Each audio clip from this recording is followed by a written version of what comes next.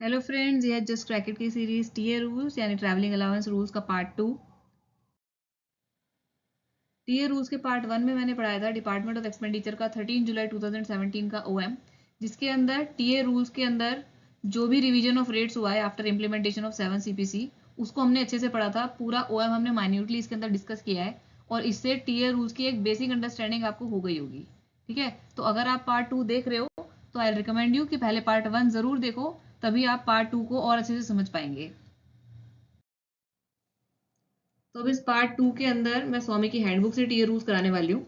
स्वामी की हैंडबुक में section number 15 के अंदर टीए रूल्स को समराइज फॉर्म में दिया हुआ है। ठीक है, तो अब उस समराइज फॉर्म के अंदर काफ़ी सारी चीज़ें ऐसी हैं जो कि पार्ट 1 के अंदर ऑलरेडी मैं पढ़ा चुकी हूँ, तो उसको मैं रिपीट नहीं करूँगी। तो इसलिए आप पहले पार्ट 1 ज़रूर देखना और उसके बाद ही पार्ट 2 देखो, ताकि पार्ट 1 से आपको बेसिक अंडरस्टैंडिंग हो जाएगी टीए रूल्स की और फिर पार्ट 2 के अंदर हम उसके आगे पढ़ेंगे। Let us start. तो सबसे पहला टॉपिक है पे लेवल ऑफ गवर्नमेंट सर्वेंट। और मेरा पैटर्न यहाँ पे पढ़ाने का ये होने वाला है कि जो भी चीज़ पार्ट 1 में मैंने कवर कर ली है उससे एक्स्ट्रा एक्स्ट्रा जितने भी न्यू पॉइंट्स हमें इस स्वामी की हैंडबुक में मिलेंगे उसको मैं साथ साथ मार्क करूंगी। ठीक है, अगर आपके पास भी स्वामी की हैंडबुक है या फिर इसका पीडीएफ है तो आप वहां से मार्क कर सकते हो, और नई भी है तो मेरे साथ साथ जो भी पॉइंट्स मैं यहाँ पे नए बता रही हूँ उनको आप नोट कर सकते हो। ठीक है, तो सबसे पहले यहाँ पर दे रखा है कि पे लेवल क्या होगा। ये हम पिछली वीडियो में पढ़ चुके हैं कि पे लेवल सिर्फ बेसिक पे से इंडिकेशन होगा और उसके अंदर एनपीए और एमएसपी या फिर any other type of special पे ये सब इंक्लूडेड नहीं होगी जब भी हम टीए डीए एंटाइटलमेंट की बात कर रहे हैं। ठीक है, नेक्स्ट वो ये बताते हैं कि पहले 6 सीपीसी था, अब 7 सीपीसी के अंदर एंटाइटलमेंट जो है वो रिवाइज हुए हैं। तो इस रिवीजन के अंदर अगर किसी पर्टिकुलर एम्प्लॉय की एंटाइटलमेंट जो है वो लोअर हो गई है तो उसको लोअर ना मानते हुए उसको हम हायर के लिए ही एंटाइटल्ड रखेंगे, और हायर के लिए उसको हम तब तक एंटाइटल रखेंगे जब तक वो 7 सीपीसी के अकॉर्डिंग हायर के लिए एंटाइटल नहीं हो जाता। ठीक है, हायर के लिए एलिजिबल नहीं हो जाता। ये भी चीज मैंने पहले कवर करा दी है। नेक्स्ट पॉइंट आ जाते हैं, दिस पॉइंट इज न्यू और ये पॉइंट पहले कवर नहीं हुआ है, SR19। Fine. An employee in transit from one post to another ranks in the lower of the two। और यहाँ पे SR19 को कोट किया हुआ है। SR19 का जो एग्जैक्ट टेक्स्ट है वो यहाँ से पढ़ सकते हो। इसके कहने का मतलब है कि अगर एक गवर्नमेंट सर्वेंट किसी एक पोस्ट से दूसरी पोस्ट को होल्ड करने के लिए जाता है कहीं, ठीक है, यहाँ पर वो किसी पोस्ट पर था और नेक्स्ट पोस्ट वो यहाँ पर होल्ड करेगा, यहाँ पर जाके वो ज्वाइन करेगा दूसरी पोस्ट पे, तो ये जो ट्रांजिट का पीरियड है यानी ये जो ट्रांजिट वो लेगा यहाँ पर एक जगह से दूसरी जगह जाने पर जो वो टीए क्लेम करेगा, वो टीए का क्लेम इन दोनों पोस्ट में से लोअर के अकॉर्डिंग इस गवर्नमेंट एम्प्लॉय को मिलेगा। ठीक है, इन दोनों पोस्ट में से जो लोअर पोस्ट होगी इस लोअर पोस्ट के हिसाब से इस एम्प्लॉय को उसका टीए क्लेम मिलेगा। ये कहता है SR19। ठीक है, and a government servant in transit from one post to another ranks in the grade to which the lower of the two post entitle. जो लोअर पोस्ट के लिए एंटाइटलमेंट है उसको वो वाला मिलेगा। ठीक है, नेक्स्ट टॉपिक है यहाँ पे डेली अलाउंस, और इसको हम बहुत अच्छे से पार्ट 1 में कवर कर चुके हैं। फिर से बता देती हूँ एक चीज़ कि अगर कोई ऑफिसर सपोज किसी टूर पर गया है तो उनको डेली किन किन चीज़ों के लिए एंटाइटलमेंट मिलता है। तो पहला तो है उनको होटल का कितना एंटाइटलमेंट मिलेगा, दूसरा ट्रैवल के लिए मिलेगा, और तीसरा फूड के लिए कितना रिम्बर्समेंट एडमिसिबल होगा। ठीक है, ये तीनों चीज़ों का किसका कितना एंटाइटलमेंट होता है ये पूरा ये टेबल के अंदर दिया हुआ है, और इसको मैंने पार्ट 1 में बहुत अच्छे से लर्न कराया है। ठीक है, आगे बढ़ जाते हैं। नेक्स्ट पॉइंट है रिम्बर्समेंट ऑफ होटल चार्जेस, जिसको कि मैंने पार्ट 1 में पूरा कवर करा दिया है। हम पढ़ेंगे पॉइंट नंबर 3 इसका, रिम्बर्समेंट ऑफ टैक्सेस या जीएसटी। देखो जो इंटाइटलमेंट होता है होटल एकोमोडेशन का, वो इंटाइटलमेंट एक बार रिवाइज कर लेते हैं। और उन इंटाइटलमेंट के अंदर था लेवल 14 एंड अबव के लिए 7500 per day for hotel accommodation, right. और उसके बाद लेवल 12-13 में था इससे 3000 रुपये कम, 4500। फिर लेवल 9 to 11 था, इसका जस्ट हाफ 2250। फिर आपका था लेवल 6 to 8 अराउंड इसका 1/3 जो कि है 750। और फिर आखिरी में था 450 जो कि है लेवल 5 एंड बिलो के लिए। ठीक है, तो ये जो एंटाइटलमेंट्स है This is exclusive of all taxes. That means taxes will be reimbursed over and above the entitlement calculated on actual charges paid within the entitlement. यानी कि इसके ऊपर ही 7500 का सपोज रूम कराया किसी 14 लेवल एंड अबव, यानी suppose JS and above, JS and above ने 7500 का रूम कराया, तो वो 7500 जो है वो बेस चार्जेस है. इसके ऊपर अगर टैक्सेस एक्स्ट्रा लगते हैं तो वो एक्स्ट्रा जो टैक्सेस होंगे that will be reimbursable. Got it. दूसरी चीज यहाँ पर एक ये ध्यान रखने वाली है कि देखो यहाँ पे एक SR51 लिखा हुआ है, तो डू यू नो कि दिस SR51 ये किससे रिलेटेड है. अगर एग्जाम में सिर्फ इसे यही क्वेश्चन आता है कि SR51 is related to what, तो then SR51 is actually related to daily allowance as per entitlement. ठीक है, डेली अलाउंस कितना एडमिसिबल होगा ये बताता है आपका SR51. ठीक. नेक्स्ट है रिम्बर्समेंट ऑफ ट्रैवलिंग चार्जेस, जिसको कि पार्ट 1 में पूरा कवर कर चुके हैं. हम न्यू पॉइंट पे आ जाते हैं, admissibility of DA in case of free boarding lodging. यानी कि अगर किसी गवर्नमेंट सर्वेंट को फ्री बोर्डिंग एंड लॉजिंग की फैसिलिटी मिल रही है तो उसके जो डीए के कंपोनेंट्स है, डीए के कंपोनेंट्स मैंने बताए थे कि भाई होटल के अकोमोडेशन के चार्जेस मिल जाते हैं, ट्रैवल का मिल जाएगा और फूड का. ठीक है, फ्री बोर्डिंग लॉजिंग मिल रही है तो यानी फूड के ऊपर खर्चा नहीं करना पड़ रहा उसको और होटल के लिए भी खर्चा नहीं करना है. अगर सपोज कोई लोकल ट्रैवल होता है, ठीक है, अगर कोई भी लोकल ट्रैवल होता है तो वो जो भी रेट्स इंटाइटल्ड है, इंटाइटलमेंट के अकॉर्डिंग जो भी रेट्स फिक्स है वो मिल जाएंगे. अब क्या रेट फिक्स है, लेवल 14 एंड अबव के लिए बताया था कि एक्चुअल एज पर एक्चुअल जो भी खर्चा हुआ है एसी टैक्सी के हिसाब से वो मिल जाता है. लेवल 12 एंड 13 वालों को 50 किलोमीटर पर डे का एसी टैक्सी का रिम्बर्समेंट मिल जाता है. देन 9 to 11 वालों को 338 रुपीज पर डे. फिर मैंने बताया था 6 to 8, इसमें से 113 माइनस करोगे तो बचेगा 225 दिस पर डे. और लेवल 5 एंड बिलो को मिलता है 113 रुपीज पर डे. तो इस इंटाइटलमेंट के हिसाब से इस पर्सन को जिसको कि फ्री बोर्डिंग और लॉजिंग की फैसिलिटी मिली है उनको अगर लोकल ट्रैवल पे खर्चा इनकर हो रहा है उनका, तो वो इसी एंटाइटलमेंट के हिसाब से मिलेगा जो एंटाइटलमेंट पीछे लिखी हुई थी. ठीक है, और ये लिखा कहाँ पर है, ये अगेन SR51 का ही पार्ट हुआ. क्यों, क्योंकि डीए की बात हो रही है. मैंने बताया SR51 जो है वो डीए से रिलेटेड है पूरा. ठीक है, अब ये जो डिसीजन लिया गया है ये कौन से ओएम के ऊपर बेस लिया गया है ये मैं आपको दिखा देती हूँ. डिपार्टमेंट ऑफ एक्सपेंडिचर का 1 फरवरी 2018 का ओएम है जिसमें यहाँ पर ये डिसीजन हुआ है. देखो सबसे पहले तो इसको रीड करो कि डेली अलाउंस होता क्या है. जो भी मैंने पीछे बताया कि डेली अलाउंस जो है वो it is a reimbursement of expenditure incurred on which 3 things, stay, food and travel. ठीक है, अब in case of free boarding and lodging, अगर फ्री बोर्डिंग लॉजिंग है तो गवर्नमेंट एम्प्लॉय अगर लोकल ट्रैवल पे कोई खर्चा कर रहा है तो he can claim it as per para 2E1 and 3 whatever whatever. तो ये जो पैरा है ना इसके अंदर एंटाइटलमेंट्स ही लिखे हुए हैं जो भी पीछे हमने पढ़े हैं कि भाई ट्रैवल में कौन से लेवल पे कितना एंटाइटलमेंट मिलता है वो ही लिखा है इन पैरा में. देन आगे उन्होंने बताया है कि पहले 25% ऑफ डीए मिलता था फ्री बोर्डिंग लॉजिंग के केस में, तो this thing has been discontinued. ठीक है, एग्जाम पॉइंट ऑफ व्यू से इंपॉर्टेंट पॉइंट है.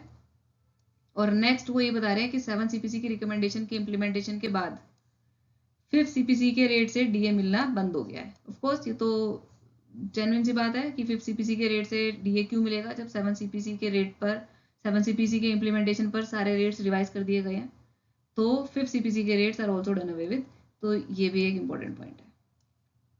नेक्स्ट आ जाते हैं. नेक्स्ट पॉइंट है रिम्बर्समेंट ऑफ फूड चार्जेस. इसको भी हम पार्ट 1 में कवर कर चुके हैं कि भाई फूड चार्जेस के जो इंटाइटलमेंट है 1200 रुपये, 1000, 900, 800, 500 इस तरीके से वो सब लमसम अमाउंट में पेबल होगा और उसके लिए कोई रिसीट, कोई वाउचर कुछ भी देने की जरूरत नहीं होती. ठीक है, वो रिम्बर्समेंट हो जाएगा सीधे लमसम अमाउंट में. Lump sum amount in the sense कि सपोज लेवल 14 वाले को 1200 रुपये का एंटाइटलमेंट है पर डे फूड के लिए. ठीक है, तो इसके अंदर अब जैसे आ जाते हैं यहाँ पे पॉइंट नंबर 7 पे टाइमिंग रेस्ट्रिक्शन पे. अगर वो पर्सन 6 आवर से कम के लिए एब्सेंट है हेडक्वार्टर्स से तो इस लमसम अमाउंट का 30% मिलेगा. ठीक है, 360 रुपीज़। देन 6 to 12 आवर्स तक का एब्सेंस है अगर, तो इसका 70% मिलेगा, और अगर मोर देन 12 आवर्स का एब्सेंस है तो इसका पूरा का पूरा 100% लमसम अमाउंट मिल जाएगा, irrespective of what ever expense was actually incurred. चाहे उन्होंने 1200 रुपये खर्च करे हैं चाहे नहीं करे हैं, ये एक लमसम अमाउंट में मिल जाएगा, ठीक है, without production of any receipt. तो this thing we have already covered in part 1। Similarly point number 8 और ये नोट, ये सब हम पार्ट 1 में कवर कर चुके हैं। नेक्स्ट पॉइंट पे आ जाते हैं हम। अब नेक्स्ट देखो, ये सारे इंपॉर्टेंट पॉइंट्स दिए हुए हैंडबुक के अंदर समराइज करके, और इनको हम एक एक करके डिटेल में पढ़ेंगे। तो let us start with the first point. देखो फर्स्ट पॉइंट में क्या लिखा है, for local journey DA is only half the rate. इसको अच्छे से पढ़ते हैं। SR 71 यहाँ पे कोट किया, तो सबसे पहले हम SR 71 का टेक्स्ट पढ़ लेते हैं कि डेली अलाउंस में नॉट बी ड्रॉन, यानी कब डेली अलाउंस ड्रॉ नहीं किया जाएगा, जब कोई government servant does not reach a point outside a radius of 8 kilometre from the duty point. अगर ये गवर्नमेंट सर्वेंट का ड्यूटी पॉइंट है तो इसके 8 किलोमीटर के रेडियस के बाहर अगर वो गवर्नमेंट सर्वेंट नहीं गया है, ठीक है, तो वो डीए जो है वो ड्रॉन नहीं करेगा गवर्नमेंट सर्वेंट। फाइन। अब ये आया कहाँ से है, और यहाँ पर हाफ द रेट की क्या बात है। हम यहाँ लोकल जर्नी के अंदर डीए को क्लेम करने की बात कर रहे हैं, और ये बात जो है वो आई कहाँ से है, ये है डिपार्टमेंट ऑफ एक्सपेंडिचर का 12 सितंबर 2018 को एक लिखा हुआ लेटर, जिसके अंदर एक क्लैरिफिकेशन दिया गया था टीए से रिलेटेड, ठीक है। वही क्लैरिफिकेशन जो है government of India order part 2 के अंदर लिखा हुआ है। अब वो क्लैरिफिकेशन क्या है, इसको पैरावाइज पढ़ते हैं। As per rule position as mentioned in SR 71 of FRSR। देखो SR 71 अभी हमने पीछे देखा है कि लोकल जर्नी के लिए टीए कब क्लेम नहीं कर सकते, जब 8 किलोमीटर से कम का डिस्टेंस हो। इसको पढ़ा ना हमने अभी पीछे। यहाँ पर रीड करते हैं अब, TA for a local journey shall be admissible. तो लोकल जर्नी के लिए टीए कब एडमिसिबल होगा, if the temporary place of duty is beyond 8 kilometres. Fine. यानी कि अगर गवर्नमेंट सर्वेंट का सपोज ये घर है और ये उसका ऑफिस है किसी गवर्नमेंट सर्वेंट का, तो चाहे वो घर से जाए उस normal next temporary place of duty के लिए, ये प्लेस ऑफ ड्यूटी है जहाँ पर उनको डिप्लॉय किया गया है, ठीक है, और चाहे वो ऑफिस से जाए उस ड्यूटी के प्लेस पर, चाहे वो घर से जाए, इररेस्पेक्टिव ऑफ, यहाँ पर लिखा है देखो, irrespective of whether journey is performed from his residence और फ्रॉम नॉर्मल प्लेस ड्यूटी। ये उनकी नॉर्मल प्लेस ड्यूटी है और ये रेजिडेंस है।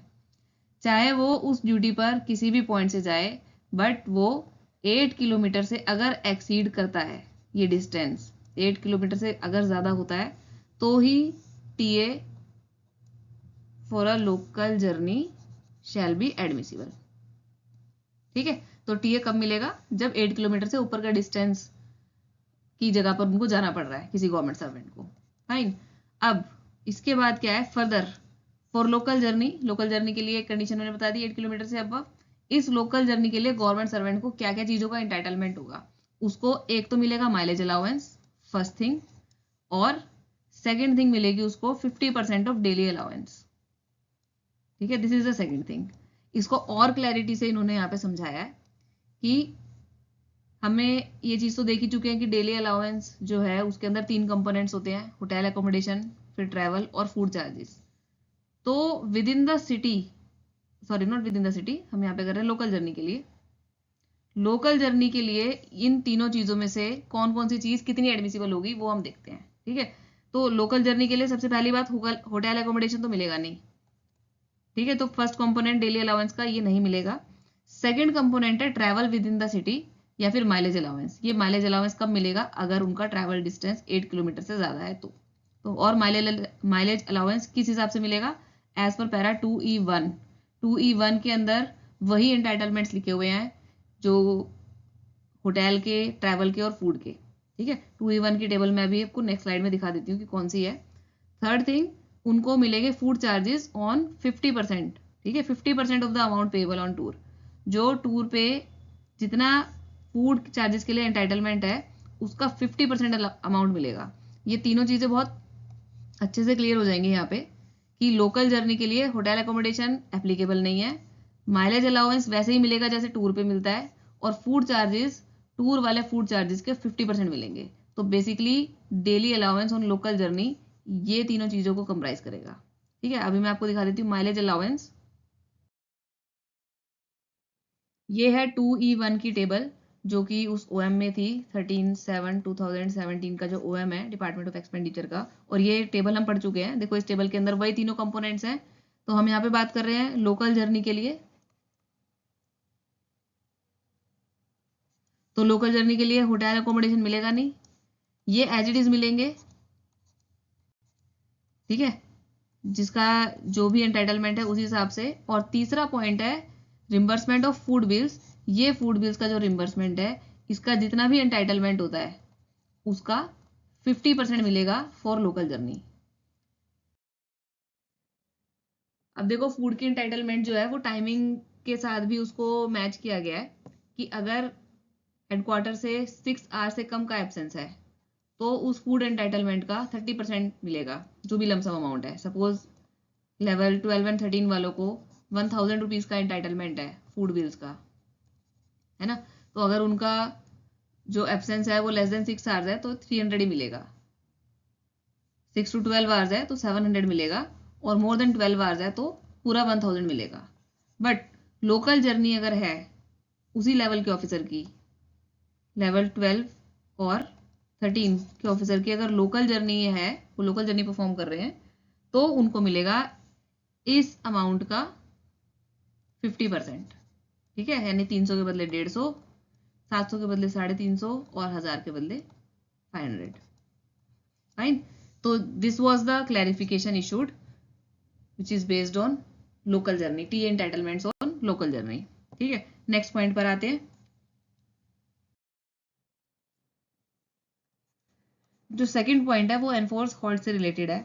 जो रास्ते के अंदर अगर फ्लड रेन की वजह से कहीं पर एक्स्ट्रा रुकना पड़ जाए तो उनको बोलते हैं एनफोर्स हॉल्ट। ठीक है, इस केस के अंदर डीए कैसे एडमिसिबल होगा वो बताया हुआ है SR 51 के under government of India orders 4A में। ठीक है, लेट अस सी। देखो अगर एनफोर्स हॉल्ट है रास्ते में तो दो बातें ध्यान रखनी है। पहली बात है कि जो पीरियड है वो it will be treated as duty, और दूसरी बात है कि डीए इज एडमिसिबल। ये बहुत ही शॉर्ट में इन्होंने बता दिया है। अब ये जो डिसीजन है ये आया कहाँ से है? ये आया government of India orders 4A under SR 51। SR 51 is related to DA entitlements, है ना। तो इस 4A के अंदर क्या लिखा हुआ है? ये 17 जनवरी 76 का ओएम, उसका टेक्स्ट।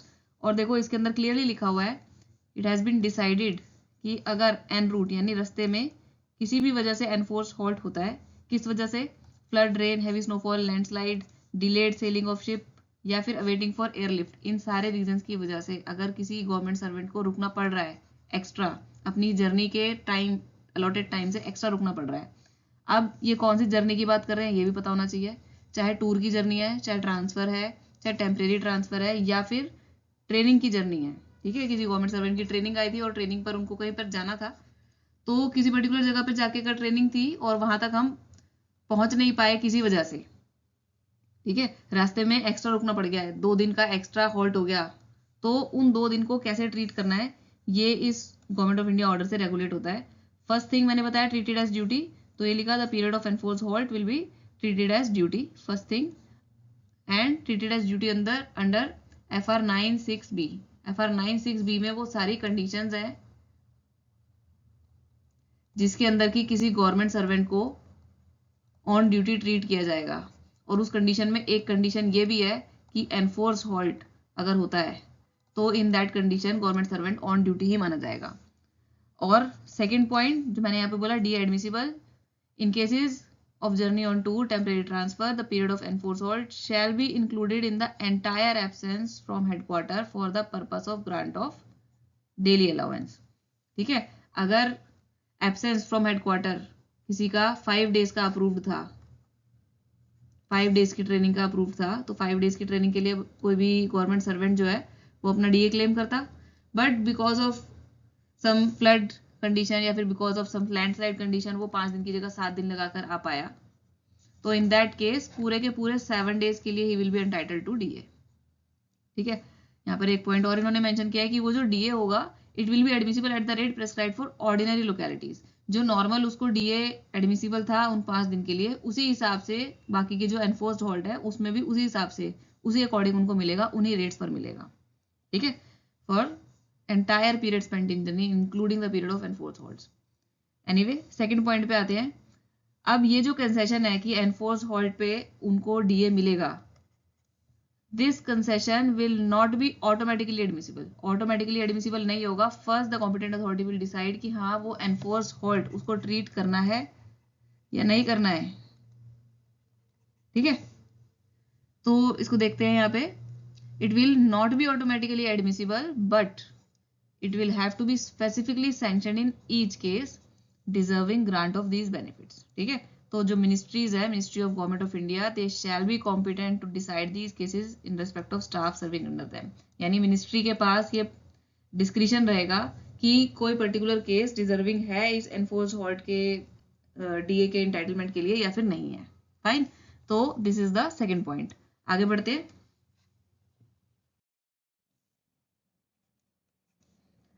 थर्ड पॉइंट किससे रिलेटेड है कि अगर जो एब्सेंस एट टूर स्टेशन है उसको स्पेशल कैजुअल लीव से रेगुलराइज किया गया है, तब इन दैट केस डीए एडमिसिबल है।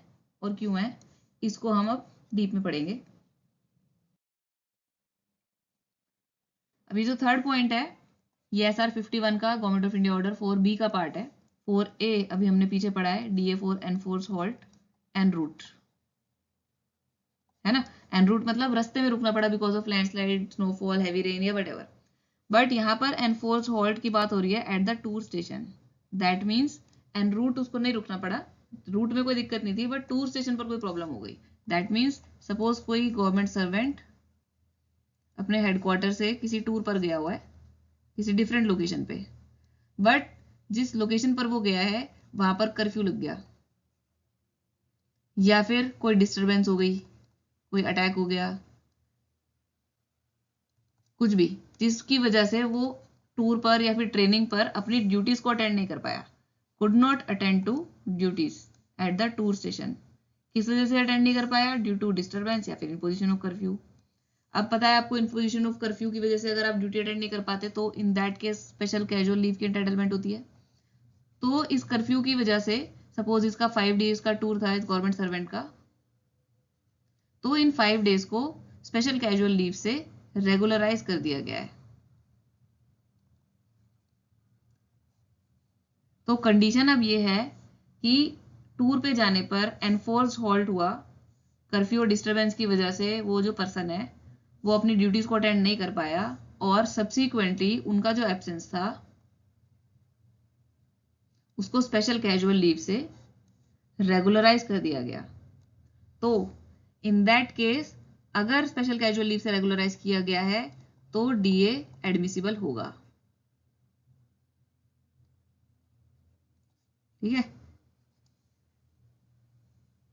clarified that period of absence at tour station due to disturbance and imposition of curfew regularized by special casual leave, it can be compared with enforced halt for which daily allowance is admissible। ठीक है, तो यानी कि अगर special casual leave से regularise किया गया that means government जो है, जो आपकी मिनिस्ट्री है, मिनिस्ट्री सेटिस्फाइड कि यस जो एब्सेंस है वो बिकॉज ऑफ कर्फ्यू और बिकॉज ऑफ डिस्टरबेंस है, तभी मिनिस्ट्री ने आपको स्पेशल कैजुअल लीव देने का डिसाइड किया है। और अगर स्पेशल कैजुअल लीव देने का डिसाइड किया है तो डीए भी एडमिसिबल रहेगा, डीए भी मिलेगा। आगे बढ़ते हैं। नेक्स्ट पॉइंट रिलेटेड है संडे और हॉलीडे पर डीए मिलेगा या नहीं मिलेगा। तो इसको देखते हैं फोर्थ पॉइंट को। पॉइंट नंबर 4 में 2 बातें कही गई हैं। पहली है कि नो डीए, कोई डीए नहीं मिलेगा संडे और हॉलीडे के लिए अगर वो गवर्नमेंट सर्वेंट जो है वो अपनी उस लोकेशन को छोड़कर जाता है। ठीक है, इसको अभी हम क्लियरली यहाँ पर समझेंगे। और सेकंड यहाँ पर ये लिखा हुआ है पॉइंट कि अगर किसी गवर्नमेंट सर्वेंट ने कोई लीव या फिर कोई आरएच अवेल किया है टूर के दौरान तो उनको डीए का एंटाइटलमेंट नहीं मिलेगा। ठीक है, it is very clearly written. और ये जो कंडीशन है ये कहाँ पर मिलेंगी, SR 72 के अंदर government of India orders first. ठीक है, SR 72 के अंदर क्या एक्चुअली में बताया गया है, उसमें है कि DA हॉलीडेज अगर टूर पर आते हैं, टूर के टाइम पीरियड के अंदर अगर हॉलीडेज आते हैं या फिर कोई गवर्नमेंट सर्वेंट खुद हॉलीडे लेता है, तो इन दैट केस DA जो है वो कैसे रेगुलेट होगा, वो SR 72 बताता है। और SR 72 को गवर्नमेंट ऑफ इंडिया ऑर्डर 1 क्या कहता है वो देखते हैं। फर्स्ट पॉइंट, अगर कोई गवर्नमेंट सर्वेंट CL या फिर RH लेता है, तो इन दो केसेस के अंदर CL RH कब ले रहा है वो, वाइल ऑन टूर, तो इस केस में नो DA। ठीक है, कोई DA नहीं मिलेगा। Second point, suppose government servant की ये प्लेस ऑफ ड्यूटी है, यानी ये स्टेशन ऑफ ड्यूटी है जहां पर कि वो टूर या फिर ट्रेनिंग करने गया है। स्टेशन को ही हम कैंप बोल देते हैं।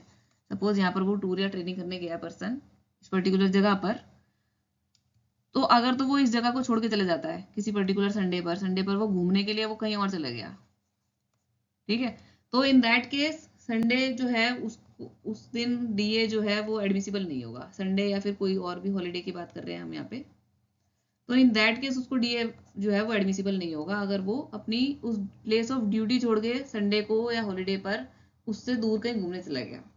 ठीक है, अब देखो इसके अंदर किस तरीके से रेगुलेट होगा। A question was raised whether daily allowance would be admissible under the provisions of clause B। इसके अंदर डेली अलाउंस जो है वो एडमिसिबल किन केसेस में होगा, अगर गवर्नमेंट सर्वेंट उस जगह को प्लेस ऑफ हॉल्ट यानी जहां पर वो रुके हैं 3 बजे के आसपास छोड़कर जाता है at about 3 o'clock on a Sunday, but evening में सेम इवनिंग में यानी 8 बजे वो वापस भी आ जाता है, तो इन दैट केस उसको ये नहीं मानेंगे कि he is merely constructively in camp, he is actually in the camp. तो इस केस को हम एक्चुअल मानेंगे, he was actually present there, और उसको इन दैट केस DA जो है वो मिलेगा अगर वो 3 बजे छोड़ के जाता है और 8 बजे, यानी करीब 5 घंटे के लिए गायब हुआ है बस, है ना। सेकंड पॉइंट में वो ये बताते हैं कि भाई अगर वो government servant left his place of halt on Sunday and holiday morning and return the same evening, यानी सुबह जाके वो शाम को वापस आ गया। यहाँ पर टाइमिंग नहीं लिखा हुआ है, टाइमिंग ऊपर लिखा हुआ है, बट सुबह जाके अगर शाम को भी वापस आ जाता है तो इसका मतलब उस केस में DA जो है वो एडमिसिबल रहेगा। दैट मीन्स वो एक्चुअली उस प्लेस ऑफ हॉल्ट पर दिन के कुछ पोर्शन के लिए था। अब ये पता कैसे चलेगा, ये बताएगा कौन कि भाई हाँ भाई मॉर्निंग में गया और इवनिंग में आ गया।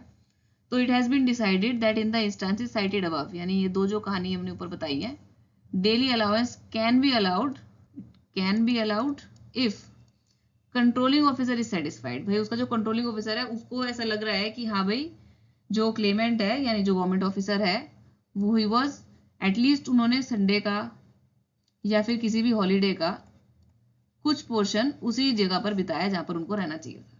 ठीक है, actually spent at least a portion of particular Sunday और holiday in the camp, fine. तो in that case DA admissible रहेगा। तो यहाँ पर फोर्थ पॉइंट में जो यहाँ पे लिखा हुआ है कि नो DA ऑन संडे या हॉलीडे, तो नो DA वाला केस कौन सा होगा, अगर वो एब्सेंट ही रहता है उस जगह से, बट DA जो है ये है नो DA का case, but DA in cases में एडमिसिबल भी हो सकता है। कब, जब कंट्रोलिंग ऑफिसर जो है वो सेटिस्फाइड है, ठीक है, कि ही वॉज एक्चुअली प्रेजेंट, या फिर वो मॉर्निंग टू इवनिंग का ही सिर्फ एब्सेंस है, मॉर्निंग में वो वहीं पर प्रेजेंट था और इवनिंग में भी वो वहीं पर प्रेजेंट है। इन दैट केस DA जो है वो संडे और हॉलीडे के लिए एडमिसिबल होगा। ठीक है,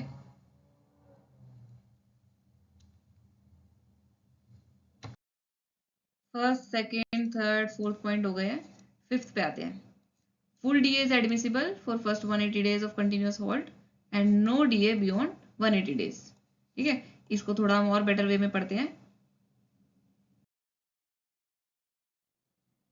यहाँ पर SR 73 का गवर्नमेंट ऑफ इंडिया ऑर्डर 1 को कोट किया गया है, जो कि ये कहता है admissibility of daily allowance at a place outside the government servant headquarter. Government servant का हेडक्वार्टर है और जहां पर वो गया है टूर करने या ट्रेनिंग करने या कुछ भी है, that is some other place which is outside the headquarter. तो इन दैट केस ये जो हॉल्ट है 180 days तक फुल DA, ठीक है, and beyond that beyond nil DA. ठीक है, ये यहाँ पर इस टेबल में लिखा हुआ है। फर्स्ट 180 डेज के लिए फुल डीए मिलेगा और बियॉन्ड 180 डेज के लिए नील डीए। तो ये बहुत ही शॉर्ट में इन्होंने वहां पे बता रखा है। नेक्स्ट पे बढ़ते हैं। 5 पॉइंट्स हो चुके हैं, अब हम आते हैं 6 पॉइंट पर। टूर कब खत्म होगा? Tour ends on return to headquarter, यानी जब गवर्नमेंट सर्वेंट वापस हेडक्वार्टर पे आ गया है, देन हम बोलेंगे कि टूर खत्म हो चुका है। If second journey commences on the same day on which an official returns from tour, each tour may be calculated separately। ठीक है, इसको हम और डीप में पढ़ लेते हैं नेक्स्ट पेज पर। देखो ये कंडीशन है इसके अंदर कि अगर कोई गवर्नमेंट सर्वेंट सपोज किसी पर्टिकुलर डेट, कोई भी डेट लिख लेते हैं, 10 अप्रैल है सपोज, 10 अप्रैल को वो टूर से वापस आया है, तो ये हो गया टूर 1। और 10 अप्रैल को ही उनको किसी दूसरे टूर के लिए डिपार्चर करना है, तो ये हो गया टूर 2।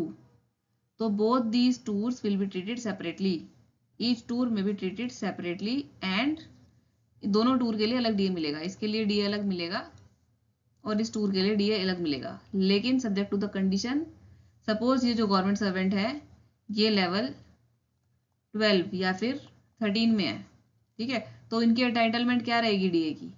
डीए की एंटाइटलमेंट होगी इनकी होटल की 4500 पर डे, है ना, और ट्रैवल के लिए 50 किलोमीटर पर डे, ये सब पर डे की बात कर रहे हैं हम, डेली अलाउंस पर डे ही होता है ना, और फूड के लिए 1000 रुपीज पर डे का एंटाइटलमेंट है सपोज इनका लेवल 12 में।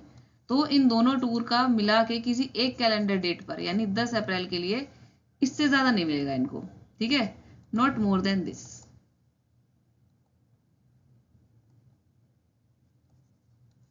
Fine, subject to the condition that DA calculated separately for each tour on any calendar day shall not exceed 1 daily allowance। ठीक है, इसके बाद नेक्स्ट पॉइंट है the entire absence from headquarters will be record in the following manner. जो headquarter से जो absence है उसको कैसे काउंट करेंगे? अगर तो वो गवर्नमेंट सर्वेंट जो है वो ट्रेन से जा रहे हैं, तो ट्रेन का भाई कोई स्केड्यूल डिपार्चर टाइम होगा, वो स्केड्यूल डिपार्चर टाइम सपोज 6 बजे का है, 6 PM का सपोज स्केड्यूल डिपार्चर टाइम है, तो ये स्केड्यूल डिपार्चर टाइम ही रेकॉन किया जाएगा इनके एब्सेंस, यानी इनका एब्सेंस इस 6 बजे से काउंट होगा कि 6 बजे वो जो गवर्नमेंट सर्वेंट है he has gone to some tour और ट्रेनिंग और व्हाटएवर। हाउएवर अगर उनकी ट्रेन 15 मिनट से ज्यादा लेट हो जाती है तो एक्चुअल अराइवल टाइम जो है वो टेकन इन अकाउंट लिया जाएगा। ठीक है, 6 बजे की बजाय अगर ट्रेन 6:15 पे आती है तो हम उसको 6:15 से काउंट करेंगे, ठीक है, 6 बजे से काउंट नहीं करेंगे, फिर 6:15 PM से काउंट होगा अगर 15 मिनट से ज़्यादा ट्रेन लेट होती है। सिमिलरली जर्नी बाय एयर के अंदर भी यही है कि प्लेन अगर 15 मिनट से ज़्यादा लेट है तो जो एक्चुअल उनका डिपार्चर टाइम रहा है या फिर अराइवल टाइम रहा है वो उनका टेकन इनटू अकाउंट लिया जाएगा।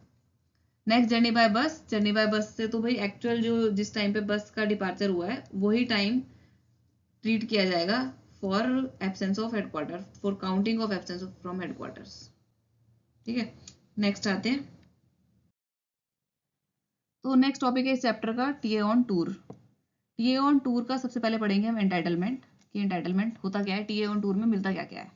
सपोज कोई गवर्नमेंट सर्वेंट है और ये दिल्ली में रहते हैं, दिल्ली में सर्विस है, हेडक्वार्टर है दिल्ली में और उनका रेजिडेंस भी दिल्ली में ही है, होम भी दिल्ली में है, ठीक है, और इनका सपोज हैदराबाद का टूर है और हैदराबाद में कोई एक इंस्टीट्यूट का टूर है,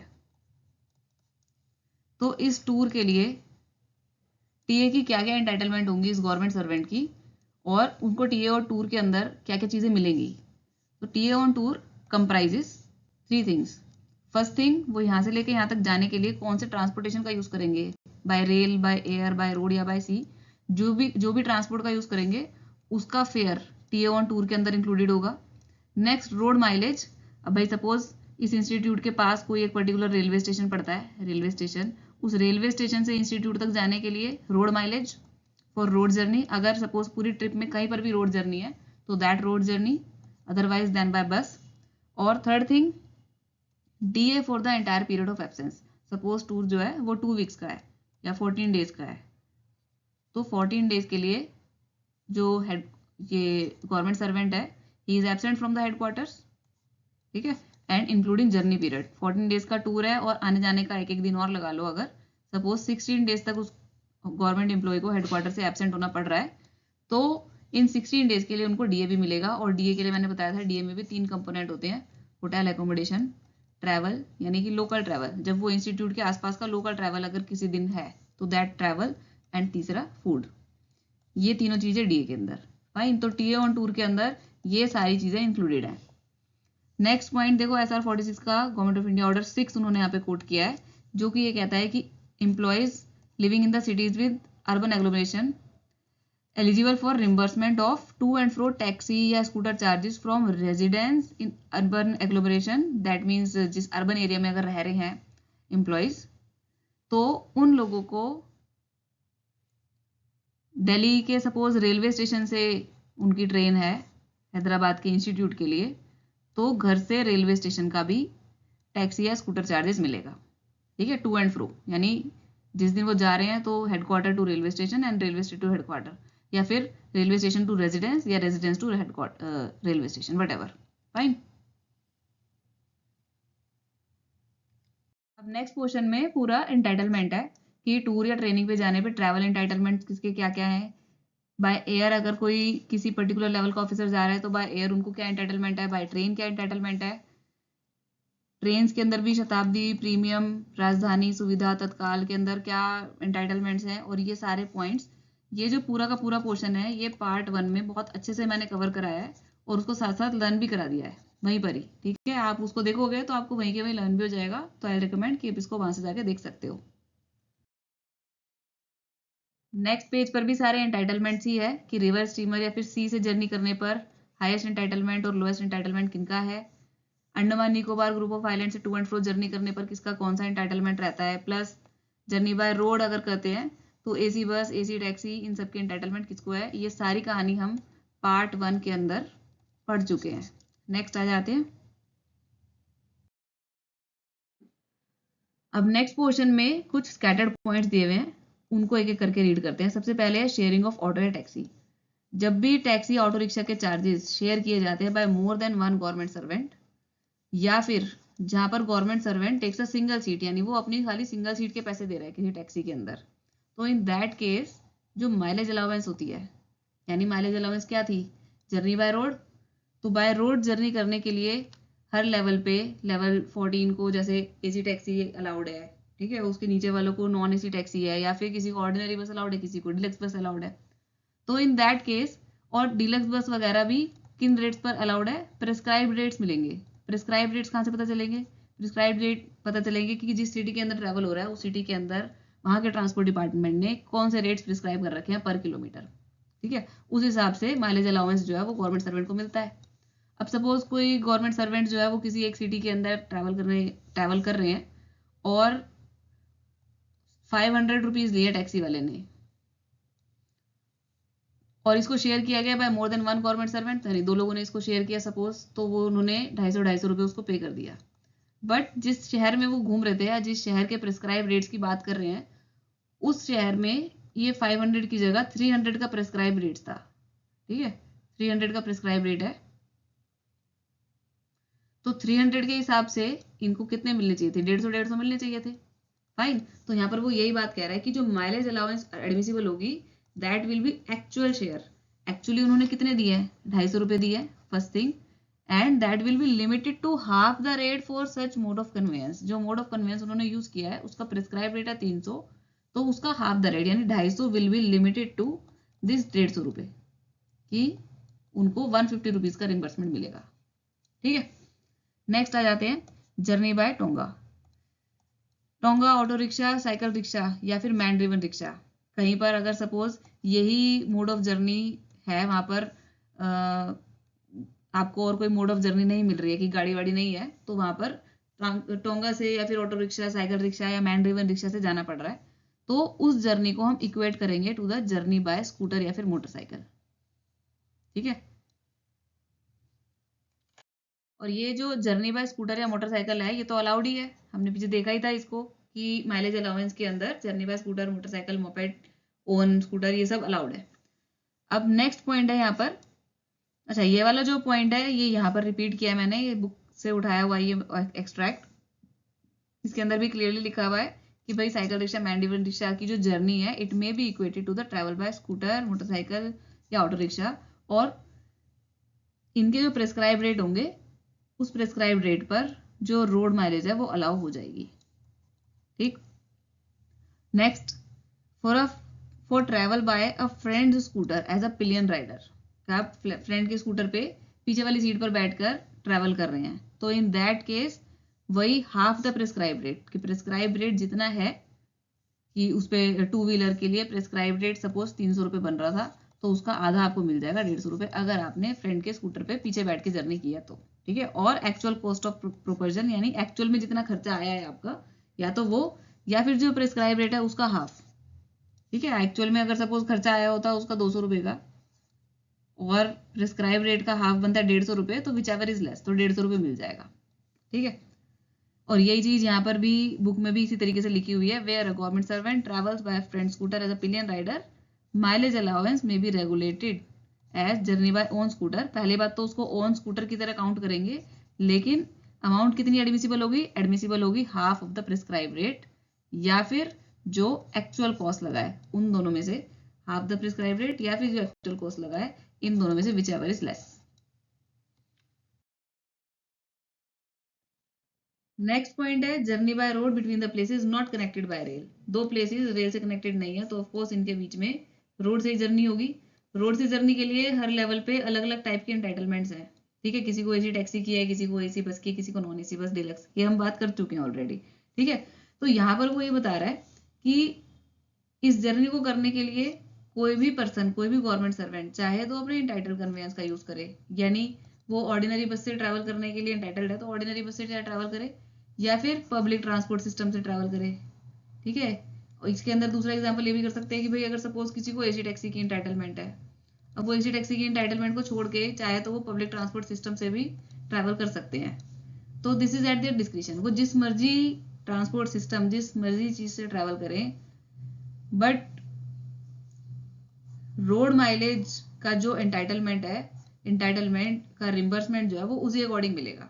ठीक है, उनको किसी अप्रूवल की जरूरत नहीं है कि अगर सपोज किसी को एसी टैक्सी की एंटाइटलमेंट नहीं है बट स्टिल वो एसी टैक्सी के अंदर ट्रैवल कर रहा है, तो एसी टैक्सी में ट्रैवल करने के लिए उनको कोई अप्रूवल नहीं चाहिए हायर अथॉरिटी का, बस उनको रिम्बर्समेंट जो है वो नॉन एसी टैक्सी के हिसाब से मिल जाएगा। ठीक है, वो यही बता रहे हैं यहाँ पे कि जो रोड माइलेज है वो उन्हीं रेट से मिलेगी जो रेट्स उनको एंटाइटल्ड है। ठीक है, देखो, between places connected by public transport system permission of superior authority will not be necessary to travel by full taxi, own car, scooter या मोटरसाइकिल। कि पब्लिक ट्रांसपोर्ट सिस्टम अवेलेबल है, स्टिल वो अपनी गाड़ी से जा रहे हैं, चाहे अपने स्कूटर से जा रहे हैं, चाहे जिस मर्जी से जा रहे हैं, उसके लिए ट्रैवल करने के लिए सुपीरियर अथॉरिटी की परमिशन की कोई जरूरत नहीं है, बस रिम्बर्समेंट जो है वो उन्हीं रेट्स पर होगा जिन रेट्स पर एंटाइटलमेंट है। ठीक है, नोट 1 भी एक बार रीड कर लेते हैं। अगर if officers not eligible for travel by full taxi या ओन कार, अगर कोई ऑफिसर एलिजिबल नहीं है किस में ट्रैवल के, अपनी गाड़ी टैक्सी या फिर अपनी गाड़ी में ट्रैवल के, वो खाली स्कूटर के लिए एंटाइटल्ड है, या फिर taking a seat in the taxi, taxi के लिए वो एंटाइटल्ड ही नहीं है, फिर भी अगर वो टैक्सी से ट्रैवल करता है, यानी टैक्सी के लिए ना एंटाइटल होते हुए भी वो टैक्सी से ट्रैवल कर रहे हैं for whatever reason, they can be reimbursed the actual charges limited to the rate prescribed by Directorate of Transport for auto rickshaw। Auto rickshaw के लिए जो भी प्रेस्क्राइब रेट हैं उस सिटी के डायरेक्टरेट ऑफ ट्रांसपोर्ट के द्वारा उन प्रेस्क्राइब रेट्स के अकॉर्डिंग उसको रिम्बर्समेंट मिल जाएगा। ठीक है, फोर्थ पॉइंट है रिजर्वेशन चार्जेस फॉर सीट या फिर sleeper berth are reimbursable. Suppose दो पॉइंट्स हैं that are connected by rail, first thing. Second thing, हम इन दो पॉइंट्स में बस में जर्नी कर रहे हैं, ठीक है, इसी पॉइंट पे। थर्ड थिंग, जर्नी जो है वो ओवरनाइट है, तो इन दैट केस जो बस का फेयर है प्लस अगर इस बस में, जिस बस में आप ट्रैवल कर रहे हो, स्टेट ट्रांसपोर्ट की बस है वो, और उस बस में आप ट्रैवल कर रहे हो और इस बस के अंदर स्लीपर बर्थ का जो है वो फैसिलिटी है, ठीक है, तो उस गवर्नमेंट सर्वेंट को बस का फेयर प्लस स्लीपर बर्थ के चार्जेस, ये दोनों चीजें रिम्बर्सिबल होंगी, ठीक है, सब्जेक्ट टू द कंडीशन, अगर फर्स्ट वाली कंडीशन भी है, सब्जेक्ट टू द कंडीशन कि अगर ये दोनों पॉइंट्स रेल से कनेक्टेड होते तो रेल फेयर से ज्यादा नहीं होना चाहिए इन दोनों का टोटल, ठीक है, इन दोनों का टोटल जितना मर्जी हो, इन दोनों का टोटल 1000 रुपये है, तो उस पर्टिकुलर गवर्नमेंट सर्वेंट को इस पॉइंट से ए पॉइंट से बी पॉइंट तक जाने पर रेल का रिम्बर्समेंट अगर 1000 रुपये ही मिलता तो इसको पूरा रिम्बर्सिबल होगा, या बट अगर 1000 के बदले 800 ही लगते हैं यहाँ पे रेल से जाने में, ए से बी तक जाने में, तो इस 1000 के बदले उसको 800 मिलेंगे फिर, ठीक है। ये सब्जेक्ट टू द कंडीशन सिर्फ तब है कि अगर ये दोनों पॉइंट्स जो हैं जिसको आपने बस से ट्रेवल किया है और वो पॉइंट्स रेल से भी कनेक्टेड थे, ठीक है, अगर ये रेल से कनेक्टेड ही नहीं थे तो आपका जितना खर्चा हुआ है उतना खर्चा मिल जाएगा इंक्लूडिंग स्लीपर बर्थ चार्जेस, ठीक है, और ये जो है वो सारे ग्रेड्स के लिए है, government servant of all the grades will be entitled, ठीक है, किसी पर्टिकुलर लेवल के लिए नहीं है, this facility is for all the grades. Next point है इंटरनेट या e ticketing charges, they are reimbursable for tickets book through website of Indian Railways, that means अगर किसी गवर्नमेंट सर्वेंट ने इंडियन रेलवेज की वेबसाइट से ticket book कराई है और टिकट बुक कराते टाइम उसके कुछ इंटरनेट या फिर ई टिकटिंग चार्जेस लग गए हैं 40-50 रुपये, तो ये जो 40-50 रुपये हैं ये रिम्बर्सिबल होंगे, ठीक है, only for railway journeys undertaken for official tour या फिर एलटीसी, यानी उस पर्सन ने एलटीसी के लिए टिकट बुक कराई थी या फिर ऑफिशियल टूर के लिए टिकट बुक कराई थी, तो इन दोनों ही केसेस के अंदर इंटरनेट या फिर ई टिकटिंग चार्जेस जो है वो रिम्बर्सिबल होंगे, फाइन। नेक्स्ट है आपका conveyance charges for collecting the tickets, अगर टिकट कलेक्ट करने के लिए कन्वेयंस चार्ज लग रहा है, आपने टिकट बुक कराई किसी की और उसको आपको कलेक्ट करने के लिए जाना पड़ रहा है, तो वो कन्वेयंस चार्जेस भी रिम्बर्सिबल होते हैं अगर आपने पब्लिक ट्रांसपोर्ट यूज किया है तो, ठीक है, तो it has been decided that reimbursement of conveyance charges in such cases, कौन से केसेस, कि जब किसी गवर्नमेंट सर्वेंट को एयर टिकट, पासपोर्ट, वीजा इन सबको कलेक्ट करने के लिए डेप्यूट किया जाता है, ठीक है, तो कहाँ से, रेलवे स्टेशन से, बुकिंग ऑफिस से या फिर पासपोर्ट ऑफिस से, अगर रेलवे टिकट या फिर पासपोर्ट वीजा वगैरह कलेक्ट करना है और किसी ऑफिसर को डेप्यूट किया गया है तो वो ऑफिसर को कन्वेयंस चार्जेस एडमिसिबल होंगे subject to the condition that facility will be allowed only by public transport, ठीक है, अगर वो पब्लिक ट्रांसपोर्ट से उस चीज को कलेक्ट करने जाता है तो, ठीक है, and will also be subject to control by controlling officer, controlling officer के अकॉर्डिंग भी रिम्बर्सिबल होगा, ठीक है, it will be subject to the control by controlling officer, controlling officer का भी डिसीजन होगा उसके अंदर कि देना है कि नहीं देना है।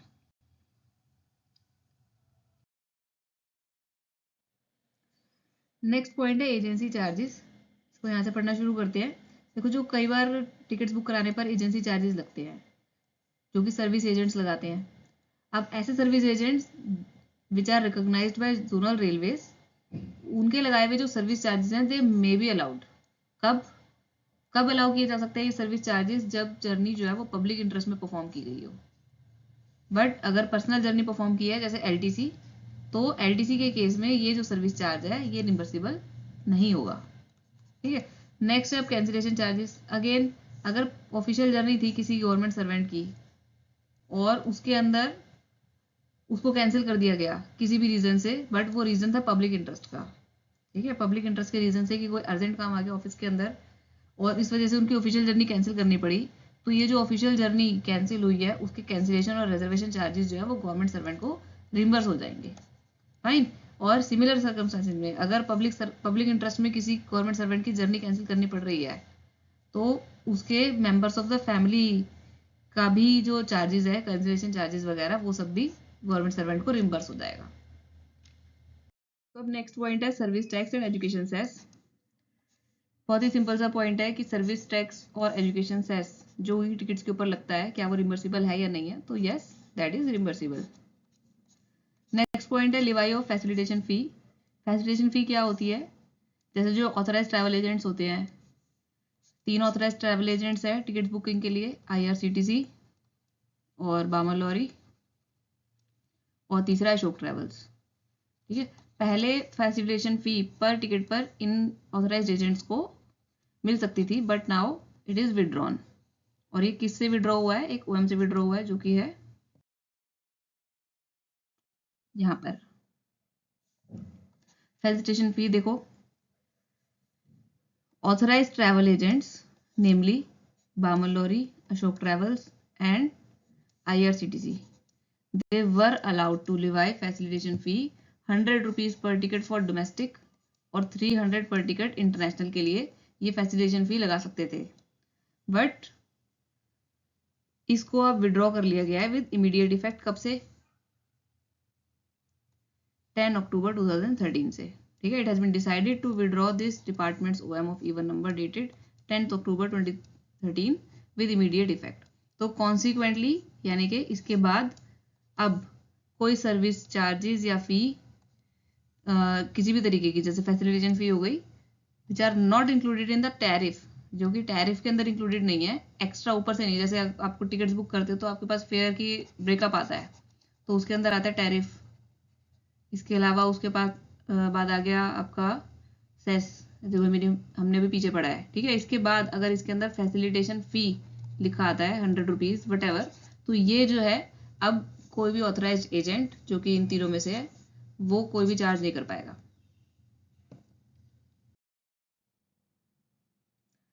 नेक्स्ट पॉइंट है टीए फॉर अटेंडेंट या फिर एस्कॉर्ट। जो भी PWBD कैंडिडेट्स होते हैं, तो क्या उनके अटेंडेंट या फिर एस्कॉर्ट्स को टीए मिलेगा या नहीं मिलेगा? तो यस, टीए उसके अंदर सिर्फ माइलेज अलाउंस हम पढ़ चुके हैं। Entitlement, it is allowed for attendant या escort for a company government servant with disability during travel. अगर कोई गवर्नमेंट सर्वेंट विद डिसेबिलिटी है, PWBD कैंडिडेट है, PWBD ऑफिसर है, तो इन दैट केस अगर वो किसी टूर पर जाते हैं तो उनको अपना अटेंडेंट या एस्कॉर्ट साथ में ले जाने के लिए अलाउड है। ठीक है, उसकी कुछ कंडीशंस है। नेक्स्ट देखते हैं Tier 2 प्रोबेशनर्स ऑन ट्रेनिंग।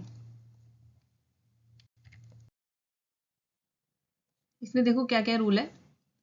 पहला है no TA is allowed for onward journeying to training institute. यहाँ पर थोड़ा सा मिसिंग है यहाँ पे पॉइंट। हम एक काम करते हैं, इस Tier 2 प्रोबेशनर्स ऑन ट्रेनिंग को इस GID जो गवर्नमेंट ऑफ इंडिया ऑर्डर्स 2 है SR 164 के अंदर डायरेक्ट वहां से पढ़ लेते हैं, वहां से ज्यादा क्लैरिटी आएगी।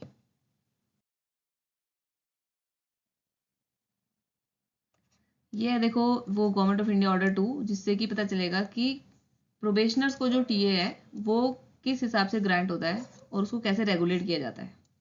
फर्स्ट पॉइंट समझो, सपोज कोई डायरेक्ट रिक्रूटमेंट से कोई कैंडिडेट गवर्नमेंट सर्विस में आया है और इनको डायरेक्शन दी है कि आप मिनिस्ट्री में ना ज्वाइन करके सीधा ट्रेनिंग इंस्टीट्यूट में ज्वाइन कीजिए जहाँ पर आपकी ट्रेनिंग होनी है। ठीक है, सपोज इनकी 2 हफ्ते की ट्रेनिंग होनी है और उनको बोला गया है कि आप सीधे ट्रेनिंग इंस्टीट्यूट पे ज्वाइन कीजिए। तो ये जो ऑनवर्ड जर्नी है इसके घर से, होम से ट्रेनिंग इंस्टीट्यूट तक की, इसके लिए नो टी है, क्योंकि वो फ्रेश अपॉइंटी है। ठीक है, जब तक उन्होंने ज्वाइन ही नहीं करा, जब तक इस गवर्नमेंट सर्वेंट ने ज्वाइन ही नहीं किया कहीं पर, तब तक वो टीए के लिए एंटाइटल्ड ही नहीं है। तो इसलिए घर से लेकर ट्रेनिंग इंस्टीट्यूट तक की जर्नी के लिए उसको कोई टीए नहीं मिलेगा। लेकिन अगर सपोज ये गवर्नमेंट सर्वेंट पहले से ही किसी गवर्नमेंट सर्विस में था, अब ये गवर्नमेंट सर्वेंट है जो कि पहले किसी गवर्नमेंट सर्विस के अंदर है already, now he has been asked to join to the training institute directly, then he will be allowed TA. तो TA is allowed in this case. और या फिर अगर इस गवर्नमेंट सर्वेंट को पहले कहा गया कि आप मिनिस्ट्री में जाके ज्वाइन कर लीजिए, इसने मिनिस्ट्री में जाके ज्वाइन कर लिया और उसके बाद उनको 1 महीने बाद या 2 महीने बाद कहा गया कि अब आपकी ट्रेनिंग है, तो अब वो after becoming of government servant when they join in the ministry, तो वो गवर्नमेंट सर्वेंट बन गए।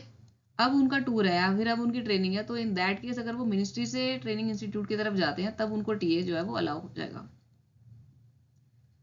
ठीक है, ये यहाँ पर है देखो, travelling allowance as on tour it may be allowed to probationer who are already in government service और who first join their department and then proceed to join the training institute. जो पहले डिपार्टमेंट को join कर लें और उसके बाद training institute की तरफ जाते हैं। ठीक है, और where they move from one training institute to another, suppose यहाँ पर उनकी ट्रेनिंग हुई और ट्रेनिंग इंस्टीट्यूट से दूसरे ट्रेनिंग इंस्टीट्यूट की तरफ उनको लेके जा रहे हैं, तो इन दैट केस इसमें भी टीए जो है वो अलाउ होगा। ठीक है, लेकिन in this cases no daily allowances will be admissible in any case for the period of their stay in the training institute. उनको डीए नहीं मिलेगा, no training, no daily allowance. Next, traveling allowance as admissible under the normal rules may be allowed for tours to outstation undertaken from the training institute। देखो, जब किसी government servant ने training institute join कर लिया है और अब वो ट्रेनिंग इंस्टीट्यूट में ज्वाइन करके उनको किसी टूर पे लेके जाया जा रहा है आउट स्टेशन, ठीक है, तो आउट स्टेशन टूर पर जब उसको लेके उन गवर्नमेंट सर्वेंट को लेके जाया जा रहा है तो इन दैट केस उनको टीए जो है वो मिलेगा नॉर्मल रूल्स के अकॉर्डिंग। फाइन। नेक्स्ट पॉइंट है 13 पॉइंट कि जो एम्प्लॉयज़ कंपटीशन वगैरह में पार्टिसिपेट करते हैं, म्यूजिक, डांस, ड्रामा वगैरह, और ये कॉम्पिटिशन्स अगर central civil services cultural and sports board ने ऑर्गेनाइज किए हैं, तो इन दैट केस उनका जो पार्टिसिपेशन है it will be treated as duty और उसको कंसिडर किया जाएगा ट्रैवल एंटाइटलमेंट्स के लिए। यानी टूर पे जैसे ट्रैवल एंटाइटलमेंट्स होते हैं उनको उसी ट्रैवल एंटाइटलमेंट्स की तरह ट्रीट किया जाएगा, ठीक है। इसके लिए डीओपीटी का OMI 11/2/2020 का, जिसका कि मेन पोर्शन मैंने यहाँ पे पेस्ट किया है, with a view to encourage participation of central government servants in all India civil services competition या फिर इवेंट्स इन म्यूजिक, डांस और ड्रामा।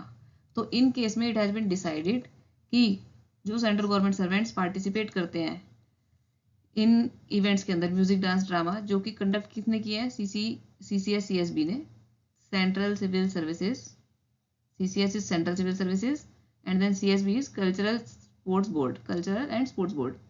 तो इन दैट केस उनका जो पार्टिसिपेशन है it may be treated as on duty, उसको on duty treat किया जाएगा और इस तरीके के गवर्नमेंट सर्वेंट को कंसिडर किया जाएगा कि उनको travel entitlements as on tour उनको मिल जाए।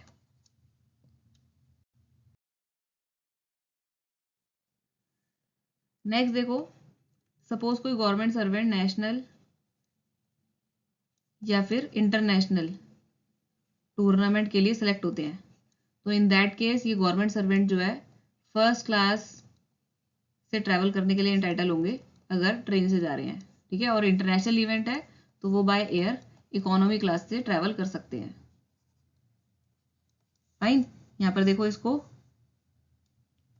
Central government employees who are selected for participating in sporting events, चाहे इंडोर है चाहे आउटडोर है, और वो स्पोर्टिंग इवेंट अगर नेशनल या फिर इंटरनेशनल इंपॉर्टेंस का है, विद इन इंडिया है, तो फिर ट्रेन से फर्स्ट क्लास के अंदर ट्रैवल कर सकते हैं, और इंटरनेशनल इंपॉर्टेंस है तो बाय एयर इकोनॉमी क्लास, ये मैंने बता दिया अभी।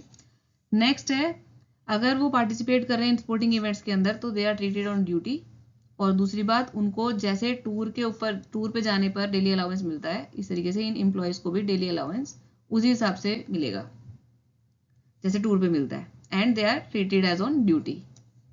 नेक्स्ट वो बता रहे हैं कि नेशनल इंपॉर्टेंस के जो स्पोर्टिंग इवेंट्स है वो कौन से माने जाएंगे, तो जितनी भी नेशनल चैंपियनशिप्स हैं जो कि नेशनल स्पोर्ट फेडरेशन कंडक्ट कराती हैं, या फिर जो नेशनल गेम्स होते हैं they are which are conducted by Indian Olympic Association, तो इनके द्वारा कराए गए जितने भी स्पोर्टिंग इवेंट्स हैं, चैंपियनशिप्स है या नेशनल गेम्स हैं, उन सबको रिकॉग्नाइज किया जाता है as a national importance events.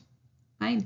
और इसके अलावा इंटरनेशनल इंपॉर्टेंस के इवेंट्स कौन से माने जाएंगे, जो कि इंटरनेशनल स्पोर्ट्स बॉडीज रिकॉग्नाइज करती हैं, और दूसरा उसके अंदर अगर गवर्नमेंट सर्वेंट ने participation with the prior approval of government लिया है, और किसका prior approval, department of youth affairs and sports, यानी गवर्नमेंट सर्वेंट ने प्रायर अप्रूवल से उसके अंदर पार्टिसिपेशन लिया है और वो events international sports bodies organise कर रही हैं, तो उनको इंटरनेशनल इंपॉर्टेंस के इवेंट्स माना जाएगा। नेक्स्ट है, क्या central civil services sports board के द्वारा जो ऑर्गेनाइज किए जाते हैं इवेंट्स, क्या उनको भी नेशनल या फिर इंटरनेशनल इंपॉर्टेंस मानी जाएगी उनकी, तो yes, they are recognised as events of national importance for the purpose of availing other above benefits. यानी इन बेनिफिट्स के लिए जो सेंट्रल सिविल सर्विसेज बोर्ड है, स्पोर्ट्स बोर्ड है, उसने जो भी ऑर्गेनाइज किए होंगे इवेंट्स, उसको भी नेशनल इंपॉर्टेंस के इवेंट्स माना जाएगा। नेक्स्ट है देखो, journey by air, next topic आ गया हमारा, और इसके अंदर इसको पढ़ते हैं हम directly. Employees working in Tripura, Agartala and Kolkata for employees working in Tripura, it has been decided कि जो सेंट्रल गवर्नमेंट एम्प्लॉयज त्रिपुरा में वर्क कर रहे हैं, तो त्रिपुरा की कैपिटल क्या है, अगरतला, ठीक है। इफ दिस इज त्रिपुरा तो इसकी कैपिटल है अगरतला, तो अगरतला से लेके कोलकाता तक ट्रैवल करने के लिए गवर्नमेंट सर्वेंट्स को एयर ट्रैवल की इंटाइटलमेंट रहेगी। किन गवर्नमेंट सर्वेंट को? जो गवर्नमेंट सर्वेंट त्रिपुरा में पोस्टेड है। ठीक है, it has been decided that central government servants working in Tripura they may be allowed air travel between Agartala to Kolkata, but for the purpose of what? For the purpose of tour and transfer only. ठीक है, इसके अंदर कोई entitlement नहीं बताई उन्होंने कि कौन से लेवल के एम्प्लॉय को ये मिलेगा, बट किसी भी लेवल के एम्प्लॉय को ये एयर ट्रैवल अलाउड होगा, लेकिन अगर टूर या फिर ट्रांसफर है तो एलटीसी के लिए अपने एंटाइटलमेंट के अकॉर्डिंग ही ट्रैवल करेंगे। Next, in other cases secretaries of administrative ministries can authorize air travel। अगर सपोज कोई non entitled officer air travel से कहीं जाना चाह रहा है तो इन दैट केस किसको पावर डेलीगेटेड है? पावर डेलीगेटेड है secretary to the administrative ministries को, यानी कि सेक्रेटरी के अप्रूवल से non entitled officer air travel कर सकता है, बट प्रोवाइडेड कि एक्सपेंडिचर जो है उनका जो ट्रैवलिंग एक्सपेंसेस के अंदर, यानी किसी पर्टिकुलर मिनिस्ट्री को ट्रैवलिंग एक्सपेंसेस के अंदर जितना बजट एलोकेट किया हुआ है उसी बजट के अंदर अगर एक्सपेंडिचर को रखा जाए और उसी बजट के अंदर नॉन एंटाइटल्ड ऑफिसर जो है वो एयर ट्रैवल कर पाए तो उनको एयर ट्रैवल करने दिया जा सकता है, लेकिन ये भी हम टूर की बात ही कर रहे हैं। ठीक है, नेक्स्ट है कुछ स्पेशल केसेस, ऐसे स्पेशल केसेस जिसमें नॉन एंटाइटल्ड ऑफिसर जो है वो बाय एयर ट्रैवल कर सकते हैं। ठीक है, तो उसके लिए हम यहाँ पे सीधा यहाँ से पढ़ना शुरू करेंगे कि अगर मिनिस्टर जो है वो टूर पर जा रहे हैं, चाहे वो ऑफिशियल टूर है चाहे वो प्राइवेट टूर है, तो मिनिस्टर जो है वो एंटाइटल्ड होते हैं कि वो अपने साथ अपने पर्सनल स्टाफ के एक मेंबर को अपने साथ ले पाए। ठीक है, ये 1 लिखा है, और जो वो 1 मेंबर है अगर उसकी salary if his salary falls below the prescribe limit for the purpose of entitlement by air, चाहे उसकी सैलरी उसका जो लेवल ऑफ पे है वो एयर ट्रैवल के एंटाइटलमेंट में नहीं आता है, still that officer will be permitted to travel by air with minister when minister is on tour, whether official or private।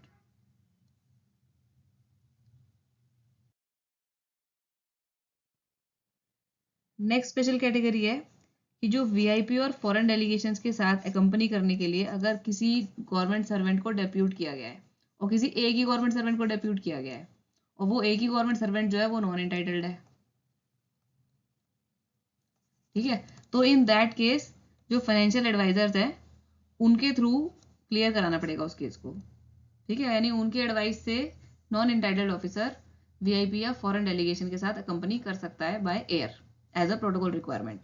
Fine, ये सिर्फ तब है जब फॉरेन डेलीगेशन और वीआईपी वगैरह के साथ सिर्फ एक ही पर्सन को अकम्पनी करने के लिए डेप्यूट किया गया है। देखो, provided that he is the only officer accompanying the delegation, लेकिन अगर इनके साथ दो लोगों को डेप्यूट किया गया है और जिसके अंदर से एक एंटाइटल्ड है एयर से ट्रैवल करने के लिए और एक बंदा इंटाइटल्ड नहीं है, तो इन दैट केस इस नॉन इंटाइटल्ड बंदे को साथ में अगर डेप्यूट करना है तो उसके लिए मिनिस्ट्री ऑफ फाइनेंस की का अप्रूवल लेना पड़ेगा। ठीक है, एक जा रहा है तो फाइनेंशियल एडवाइजर और 2 जा रहे हैं जिसमें से एक एंटाइटल्ड है और एक नॉन एंटाइटल्ड है, तो इस नॉन एंटाइटल्ड वाले पर्सन के लिए अप्रूवल ऑफ फाइनेंस मिनिस्ट्री लेना पड़ेगा। नेक्स्ट है इंटरनेशनल और नेशनल इंपॉर्टेंस के जो इवेंट्स होते हैं उसके अंदर पार्टिसिपेट कर रही है अगर कोई टीम, तो उस टीम के साथ अगर मैनेजर, कोच, मसूस या डॉक्टर जा रहे हैं तो इन सबको भी उसी टीम का इंटीग्रल पार्ट माना जाएगा, और because they will be treated as an integral part of the team तो उनको सेम फैसिलिटीज अलाउड होंगी जो कि उस टीम को अलाउ हो रही है, उस टीम के सारे स्पोर्ट्स पर्सन को अलाउड हो रही है जो फैसिलिटीज, वही फैसिलिटीज उनके कोच को अलाउड होगी। सपोज कोई क्रिकेट टीम जा रही है किसी इंटरनेशनल गेम को खेलने के लिए, तो क्रिकेट टीम के साथ कोच भी जाएगा ही जाएगा, तो कोच को भी वही सेम फैसिलिटीज होंगी जो क्रिकेटर को हो रही है, except that the question of grant of rewards, जो रिवॉर्ड्स मिल रहे हैं उनको, यानी स्पोर्ट्स पर्सन को अगर कोई रिवॉर्ड मिलते हैं कि in the form of advance increment मिलता है तो क्या वो मैनेजर या फिर कोच को भी मिलेगा, तो that case will be considered on merits. ठीक है, अगर मेरिट है उस केस के अंदर तो उनको, यानी केस टू केस बेसिस पर वो चीज़ डिसाइड होगी, बट अदरवाइज जो सारी फैसिलिटीज होगी वो सेम होगी। ठीक है, लेकिन टूर्नामेंट के एडमिनिस्ट्रेशन, टूर्नामेंट को कंडक्ट कराने के लिए जो टेक्निकल ऑफिसर्स होते हैं, टेक्निकल ऑफिशियल्स होते हैं, उनको टीम का पार्ट नहीं माना जाएगा। ठीक है। अगर टेक्निकल ऑफिशियल उनको कंपनी कर रहे हैं और वो टेक्निकल ऑफिशियल्स क्यों जा रहे हैं, बिकॉज उनको टूर्नामेंट का एडमिनिस्ट्रेशन के अंदर हेल्प करानी है या टूर्नामेंट का एडमिनिस्ट्रेशन करना है, तो they will not be treated as a part of the team, लेकिन उनको स्पेशल कैजुअल लीव जरूर मिल जाएगी। ठीक है, दे विल बी एंटाइटल्ड या फिर दे will be given the facilities of availing special casual leave. Next है, अब देखो इंटाइटल्ड क्लास। ये हम पार्ट 1 वीडियो के अंदर पढ़ चुके हैं कि किसको कितना एंटाइटलमेंट है एयर ट्रैवल करने के लिए। विद इन इंडिया अगर ट्रैवल करते हैं तो बिजनेस या जो क्लब क्लास है JS level and above, level 14 and above को अलाउड है बिजनेस क्लास या क्लब क्लास, और उससे नीचे लेवल 6 यानी 4200 ग्रेड पे से लेके 8900 ग्रेड पे तक के जितने भी ऑफिसर्स हैं उन सबको इकोनॉमी क्लास के लिए एंटाइटलमेंट है। बट अगर आउटसाइड इंडिया जाते हैं तो लेवल 17 एंड लेवल 18 मैंने बताया था, जैसे चीफ सेक्रेटरीज ऑफ स्टेट हो गए, ठीक है, या फिर सेक्रेटरी वगैरह हो गए, उनको फर्स्ट क्लास अलाउड है, और बाकी 14 to 16 को बिजनेस क्लास, और 13A से जितने भी नीचे है। ऑफ कोर्स आउटसाइड इंडिया तो इंटरनेशनल ट्रैवल है, इंटरनेशनल ट्रैवल के अंदर जितने भी ऑफिसर्स हैं 8900 ग्रेड पे तक, चाहे वो लेवल 1 का है ऑफिसर है, चाहे वो लेवल 13A का ऑफिसर है, they are entitled to travel by economy class. Next topic है हैंडबुक का गाइडलाइंस ऑन एयर ट्रैवल। ठीक है, इसके अंदर 1 जनवरी 2022 से क्या गाइडलाइंस इशू हुई है कि सिर्फ, ये तो हम पढ़ चुके हैं कि भाई 3 ही ऑथराइज ट्रैवल एजेंट्स हैं जिनसे की टिकट्स बुक करनी है अगर कोई गवर्नमेंट जर्नी पर जा रहा है, यानी कोई ऑफिशियल जर्नी है चाहे LTC है। तो अगर government is bearing the cost of air passage then the ticket is to be purchase from any of these 3 travel agents. तो first is Balmer Lawrie, then Ashok travels और एक IRCTC, तो हम पढ़ चुके हैं। नेक्स्ट है कि ये जो ट्रैवल एजेंट्स है they will provide best available fare on the date of booking. जिस दिन आप बुक कर रहे हैं वहां पर एक ऑप्शन आता है इसके अंदर बुक करते हुए बेस्ट अवेलेबल फेयर का, उसको क्लिक करना है तो आपके पास बेस्ट अवेलेबल फेयर आएंगे as per your entitlement. Next, जिस दिन डेट ऑफ ट्रैवल है एटलीस्ट उससे 21 दिन पहले टिकट्स को बुक करना है। ठीक है, ये कोई कंपल्सन नहीं है but it is to be booked. ठीक है, कोशिश ये करनी है कि एटलीस्ट 21 डेज पहले आप टिकट को बुक कर लें और कैंसिलेशन जो है वो अवॉइड की जाए। 1 ticket for each leg of travel to be booked of course. Next, अब इन 3 ट्रैवल एजेंट में से कौन से ट्रैवल एजेंट से बुक करानी है टिकट, ये भाई मिनिस्ट्री डिपार्टमेंट खुद डिसाइड कर सकते हैं। सपोज किसी गवर्नमेंट सर्वेंट का ऑफिशियल टूर आ रहा है तो अगर गवर्नमेंट उनको बुक करा के दे रही है टिकट तो गवर्नमेंट, मतलब अगर मिनिस्ट्री बुक करा के दे रही है टिकट तो मिनिस्ट्री इन तीनों में से किसी भी ट्रैवल एजेंट से टिकट बुक करा सकती है। या फिर अगर ये गवर्नमेंट एम्प्लॉय खुद से टिकट बुक करा रहे हैं तो वो भी किसी से भी बुक करा सकते हैं। टिकट्स में भी अरेंज बाय द ऑफिस और बाय द एम्प्लॉय हिमसेल्फ, यानी एम्प्लॉय खुद भी बुक कर सकता है या फिर उसका ऑफिस वो भी बुक करा सकता है। नेक्स्ट, नो एजेंसी चार्जेस, इसको तो हमने पढ़ लिया कि कोई एजेंसी चार्जेस नहीं लगेंगे इन टिकट्स को बुक करने में, कि पर टिकट पे कोई एजेंसी चार्ज लगता होगा, तो ये तीनों जो ऑथराइज ट्रैवल एजेंट्स हैं ये कोई भी एजेंसी चार्ज नहीं लगा सकते। नेक्स्ट पॉइंट है, देखो अभी हमने बात की कि 3 ट्रैवल एजेंट्स हैं, 3 ही ऑथराइज्ड ट्रैवल एजेंट्स, बामन लॉरी, अशोक ट्रैवल्स और IRCTC। तो इन केस अगर किसी अनअवॉइडेबल सर्कमस्टांसिस के अंदर किसी अनऑथराइज ट्रैवल एजेंट से टिकट बुक करानी पड़ जाती है गवर्नमेंट को, या तो मिनिस्ट्री को या फिर किसी इंडिविजुअल एम्प्लॉय को, तो वो टिकट बुकिंग करा सकते हैं। बट अगर मिनिस्ट्री या डिपार्टमेंट की बात है तो इस चीज़ के लिए रिलैक्सेशन कौन देंगे, फाइनेंशियल एडवाइजर। और अगर सबऑर्डिनेट ऑफिस या फिर अटैच्ड ऑफिस की बात है तो in that case HOD, not below the level of JS and above ही होने चाहिए, जो कि सबऑर्डिनेट ऑफिस या फिर अटैच्ड ऑफिस के अंदर इस चीज़ के लिए रिलैक्सेशन प्रोवाइड करेंगे कि आप अनऑथराइज ट्रैवल एजेंट से टिकट बुक करा के चले जाएं टूर पर।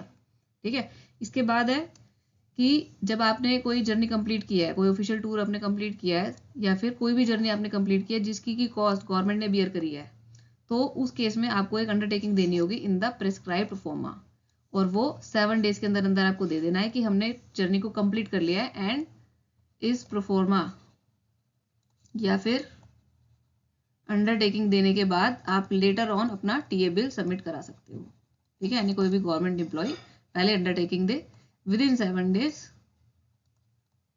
एंड देन अपना TA बिल बाद में वो क्लेम कर सकते हैं। फाइन। नेक्स्ट है submission of boarding pass along with the TA bill.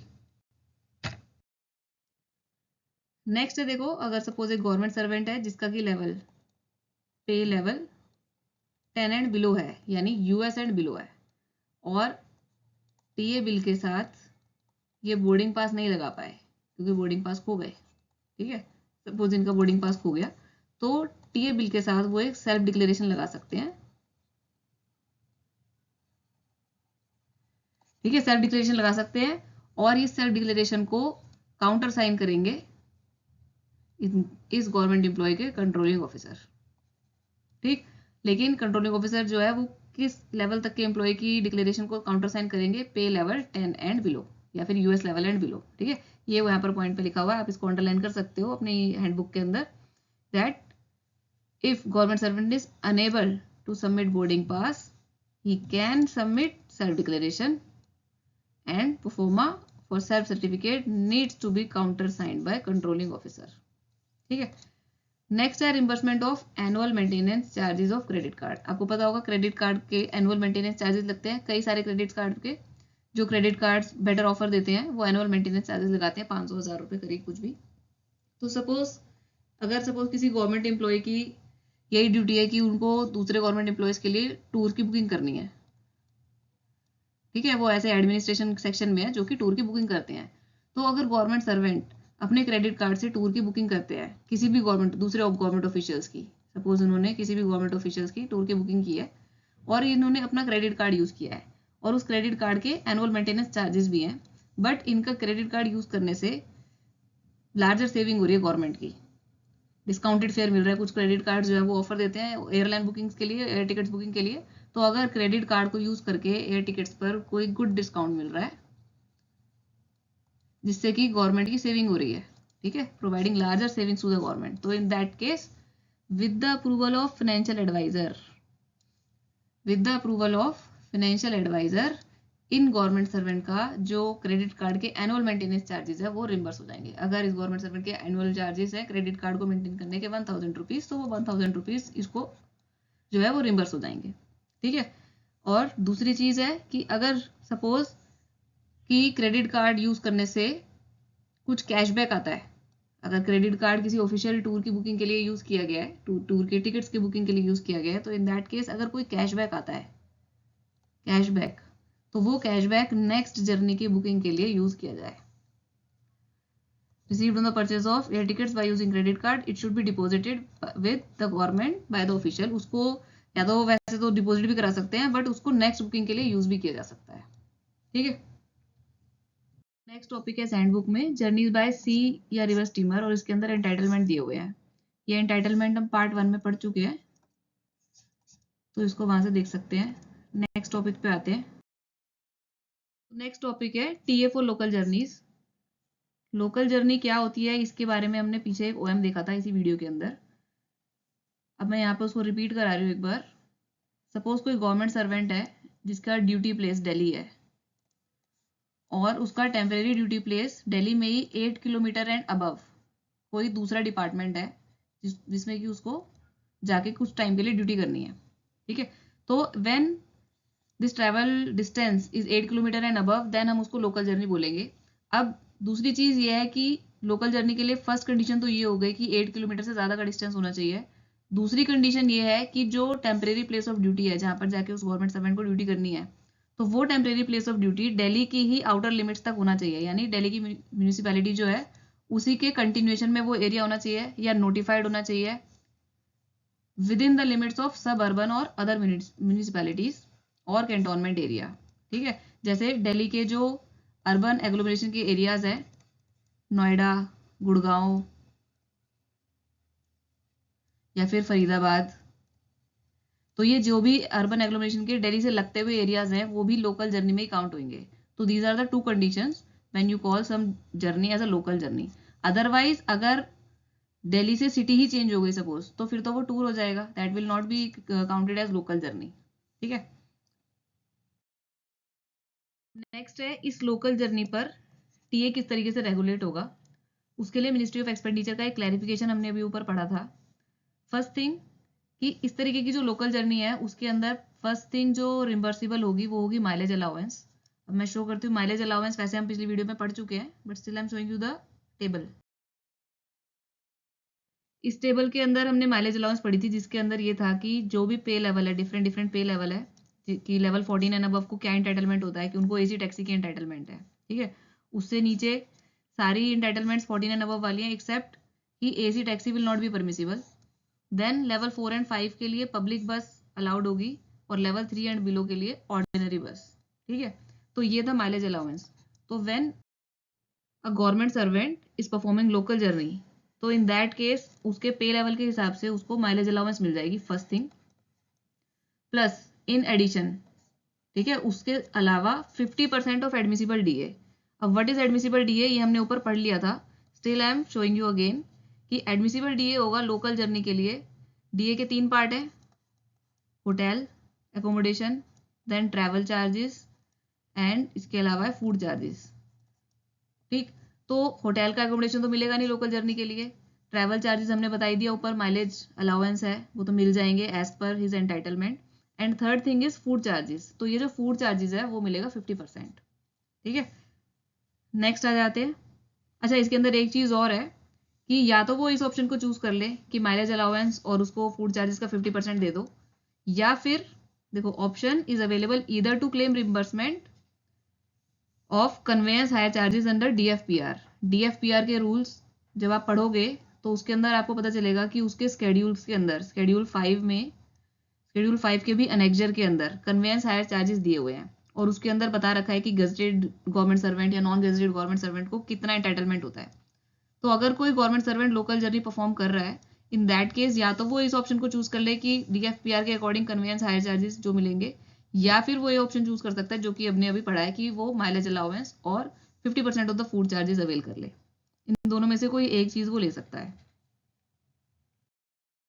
अब नेक्स्ट पॉइंट है कि टीए फॉर लोकल जर्नी कब कब एडमिसिबल होगा। अभी हमने पीछे पढ़ा कि मोर देन 8 किलोमीटर का ट्रैवल होना चाहिए तभी वो लोकल जर्नी मानी जाएगी।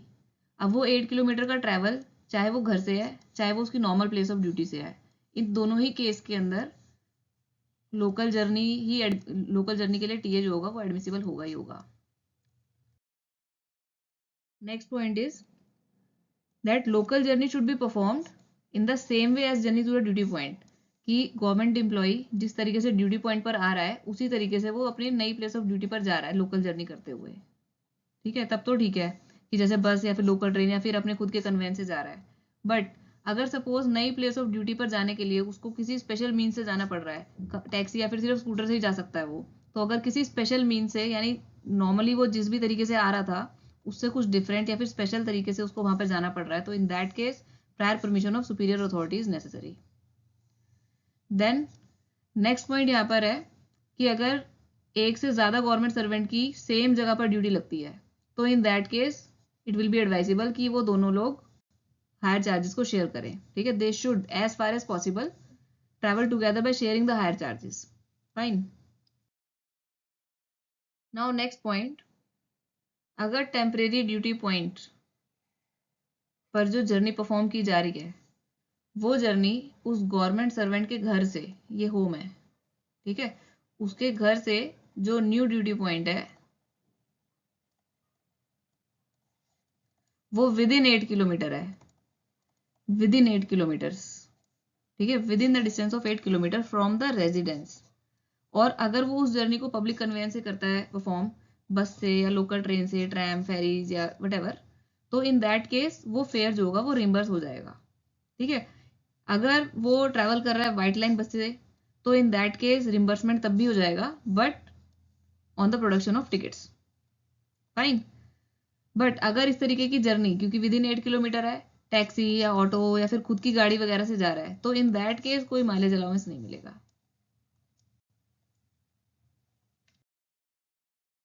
अब इस टॉपिक के लास्ट के 2 पॉइंट्स ये है, जिसमें पहला पॉइंट है कि जो माइलेज अलाउंस मिलेगा लोकल जर्नी के लिए, माइलेज अलाउंस किस हिसाब से मिलेगा, जिस पे लेवल पे कोई गवर्नमेंट सर्वेंट है, ठीक है, तो उसको जो माइलेज अलाउंस मिलेगा वो मिलेगा एक्चुअल डिस्टेंस ट्रेवल्ड पे।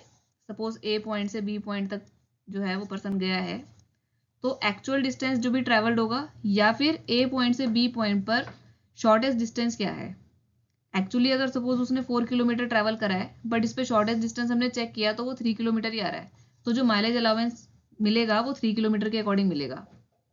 ठीक है, इसके बाद नेक्स्ट है, कई बार ऐसा होता है कि गाड़ी जो है वो ऑफिस से ही प्रोवाइड हो गई, तो दैट मीन्स कन्वेंस जो है वो फ्री ऑफ चार्ज मिला है, तो in that case mileage allowance नहीं मिलेगा, सिर्फ डीए मिलेगा। और डीए के अंदर भी जो 3 कंपोनेंट्स हैं हमारे, होटल और आपका ट्रैवल और 50% ऑफ फूड, और 50% ऑफ फूड का भी जो रिम्बर्समेंट है वो भी depending on the hours of absence, उसके हिसाब से, ठीक है। तो इन दैट केस अगर कन्वेंस भी फ्री ऑफ चार्ज है और हम लोकल जर्नी की बात कर रहे हैं तो ना तो होटल का रिम्बर्समेंट होगा, ना ही माइलेज अलाउंस होगा, बस डीए होगा। और डीए के अंदर भी फूड वाला जो कंपोनेंट है उसका 50% that will be given to the government employ. Next point है हैंडबुक के अंदर डीए फॉर लोकल जर्नी। और लोकल जर्नी के अंदर कौन सी चीज़ एडमिसिबल होगी, किस हिसाब से एडमिसिबल होगी, हमने पीछे अभी अभी डिस्कस कराई है, ठीक है। तो ये सारा मैटर जो है वो हम अभी कवर कर चुके हैं। तो नेक्स्ट पॉइंट पे चलते हैं। ये है 180 डेज लिमिट। अभी हमने पीछे भी पढ़ा था कि डीए जो है वो फर्स्ट 180 डेज के लिए मिलेगा और बियॉन्ड 180 डेज कोई डीए नहीं मिलेगा। इसके लिए हम government of India order 1 of SR 73 ये चीज़ हमने पढ़ी थी। In modification of SR 73, the admissibility of daily allowance at a place outside the government servant headquarter for a continuous halt up to 180 days, ठीक है, it shall be as follows। तो first 180 days के लिए full DA, जो भी हमने अभी तक पीछे डीए के अंदर जो भी कंपोनेंट्स है वो फुल मिलेंगे, but beyond 180 days no DA will be reimbursable. अभी तक हम हैंडबुक के टीए वाले चैप्टर का हाफ पोर्शन कर चुके हैं। तो अब नेक्स्ट वीडियो में उसका सेकेंड हाफ करेंगे टीए पार्ट 3 के अंदर। So thank you for watching.